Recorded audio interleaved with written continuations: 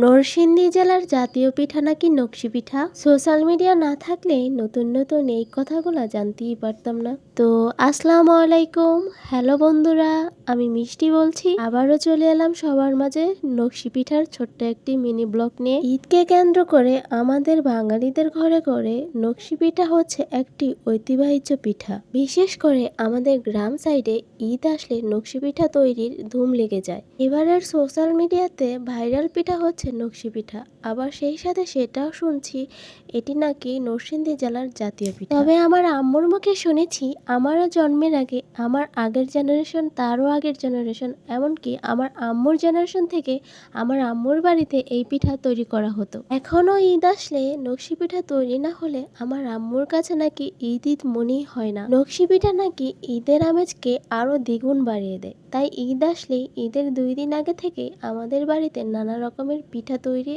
সেই সাথে নকশি পিঠা তৈরি শুরু হয়ে যায়। যখন আমি আরো ছোট ছিলাম তখন আমাদের গ্রামের কাকিমারা তাদের বাড়িতে নকশি পিঠা তৈরি করার জন্য আমাদের ডেকে ডেকে নিয়ে যেত, আর আমরাও যেতাম তাদের বাড়িতে নকশি পিঠা বানিয়ে দেওয়ার জন্য। কিন্তু বর্তমানে যারা নতুন নতুন পিঠা তৈরি করা শিখেছে তাদেরকে বায়না করে নিয়ে আসলেও আসতে চায় না। তবে আল্লাহর রহমতে আমাদের কাউকে দরকারও পড়ে না। আমরা 3 বোনই খুব ছোট থেকেই এই নকশি পিঠা তৈরি করতে পারি। যেহেতু ঈদের আরো 2 দিন বাকি, হাতে তেমন সময়ও নেই, তাই আম্মু বলল আজকেই পিঠা বানাতে হবে।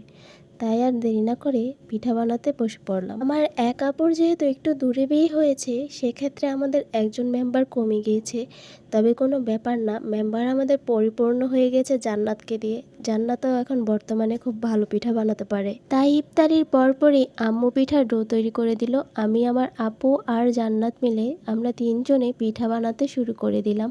আল্লাহর রহমতে খুব অল্প সময়ে আমাদের পিঠা তৈরির কাজ শেষ হয়ে গিয়েছিল। ঈদে মেহমানরা বাড়িতে আসলে খাবার পরিবেশনের সাথে নকশি পিঠা পরিবেশন একটি বেস্ট অপশন। কথায় আছে চেষ্টা থাকলে উপায় হয়, তাই আপনারাও চাইলে বাড়িতে তৈরি করে নিতে পারবেন এই নকশি পিঠা।